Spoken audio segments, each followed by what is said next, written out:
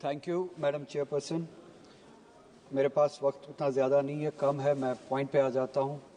हैरत हुई जब एक पैराग्राफ सुना भी और फिर पढ़ा भी पेज 19 में, जो प्रेसिडेंशियल एड्रेस में जम्मू कश्मीर के हवाले से जिक्र किया गया और ये बताया गया कि 370 हटाने के बाद वहाँ पे पार्लियामेंट इलेक्शन भी हुआ और असेंबली इलेक्शन भी हुआ। ताजुब है कैसे इस मुल्क को बेवकूफ़ बनाया जाता है।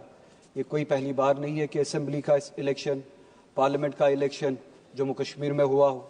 370 के होते हुए भी होता था, आपने नाजायज़ तरीके से 370 हटाया, उसके बाद भी इलेक्शन हुआ। 370 के दौरान भी लोगों ने जमहूरियत पे यकीन दिखाया, जमहूरियत के ज़रिए अपने फैसले किए और 370 के हटाने के बाद भी लोगों ने जमहूरियत के ज़रिए जवाब दिया। वो इलेक्शन होना कोई पहली बात नहीं है, कोई ख़ास बात नहीं है। इलेक्शन इससे पहले भी हुए, आज भी होते रहे, होते भी रहेंगे। जो चीज़ बतानी चाहिए थी, जो बताई नहीं गई प्रेसिडेंशियल एड्रेस में, कि जम्मू कश्मीर में 370 हटाने से क्या नुकसानात हुए, 370 के होने से क्या फ़ायदे थे, जो बात मुल्क को बताई नहीं जाती है, जो बात इस ऐवान को बताई नहीं जाती है, जो बात उस प्रेसिडेंशियल एड्रेस में होनी चाहिए थी, जिसका जिक्र नहीं हुआ। कुछ पॉइंट्स की तरफ मैं इशारा करूंगा।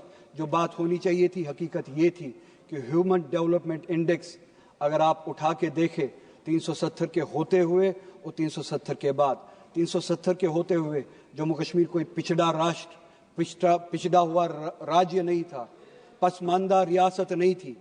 370 के होते हुए HDI के इंडेक्स पे, ह्यूमन डेवलपमेंट इंडेक्स पे जम्मू कश्मीर का शुमार 6ठे रियासत का होता था।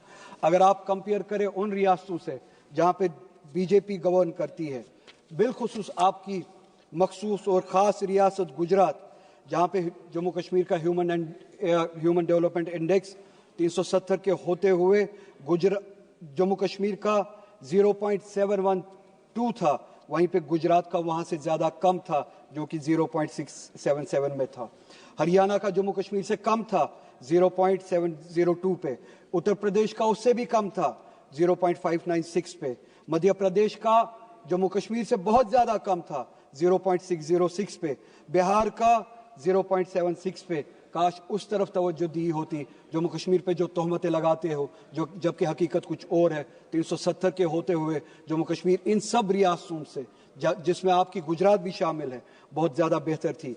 पॉवर्टी राइट 370 के होते हुए, जिसका जिक्र यहाँ पे नहीं हुआ, जो बताया जाना चाहिए था, जम्मू कश्मीर जो इस मुल्क की सर्वे हुई है, आखिरी सर्वे हुई है, जम्मू कश्मीर में 10.3% पे थी, जो कि गुजरात से कहीं ज़्यादा बेहतर है। गुजरात जहाँ पे 16.6 की पॉवर्टी रेट है, परसेंटेज है, यूपी की 29.4% है, मध्य प्रदेश की 31.7 पॉवर्टी परसेंटेज है, बिहार की 33.7 और 370 के होते हुए उसी मुकाबले में जम्मू कश्मीर की सिर्फ और सिर्फ 10.3 पॉवर्टी रेट थी। ये बताना आप भूल गए।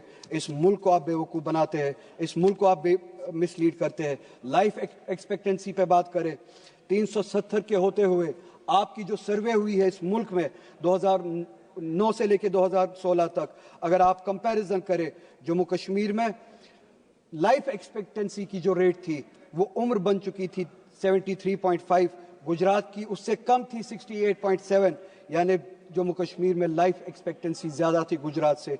हरियाणा में 69.4, यूपी में 60.3, मध्य प्रदेश में 60.2, बिहार में 68 और इस सब के मुकाबले में इन सबसे ज़्यादा कश्मीर में थी 73.5। एजुकेशन के हवाले से आप बात करें, एक ही इंडिकेटर की मैं बात करता हूं, gross enrolment ratio for higher education. जो हायर एजुकेशन में लोग दाखिला लेते थे, एनरोल करते थे, जम्मू कश्मीर में इन सब रियासतों से ज्यादा थी 370 के होते हुए। 370 के होते हुए 30.9% थी जम्मू कश्मीर में और गुजरात की उसी मुकाबले में बहुत ज्यादा कम थी 20.4, यानी कि जम्मू कश्मीर में 370 के होते हुए हायर एजुकेशन में 31% परसेंटेज जो है आबादी की जाती थी और गुजरात में उससे बहुत ज़्यादा कम 20% जाती थी। हरियाणा में 29.4%, यूपी में 25.8%, मध्य प्रदेश में 22.6%, बिहार में सिर्फ और सिर्फ 14%। ये है हालत जो कश्मीर की थी, जिस राह पे ये कश्मीर था। इनकम की अगर बात करें, मैं ज़्यादा इंडेक्सेस में जाऊंगा नहीं, पॉवर्टी की मैंने बात की, जम्मू कश्मीर गुजरात से भी बेहतर था, हरियाणा से भी बेहतर था, यूपी से भी बेहतर था, मध्य प्रदेश से भी बेहतर था, बिहार से भी बेहतर था। सिर्फ 2 मिनट चाहिए मैडम चेयरपर्सन, मैं कंक्लूड करूंगा, मुझे पता है मेरे पास वक्त ज्यादा नहीं है। पोस्ट एब्रोगेशन का डाटा एक ही इंडिकेटर उठाते, ये सारे इंडिकेटर्स 370 के होते हुए जो यहाँ पे बताया नहीं गया, पोस्ट एब्रोगेशन का इंडिकेटर एक ही अगर उठाए एम्प्लॉयमेंट का, चूंकि मेरे पास वक्त नहीं है, उसी रियासत में जहां पे ये इंडिकेटर्स थे, आज एम्प्लॉयमेंट जो रेट है वो 32% पे पहुंची है। पहली बार हमने देखा है। यह 370 हटाने का नतीजा। 370 हटाने के बाद यह बताया गया, मुल्क को बेवकूफ बनाने की कोशिश की गई कि इलेक्शंस हुए। इलेक्शंस उससे पहले भी होते थे।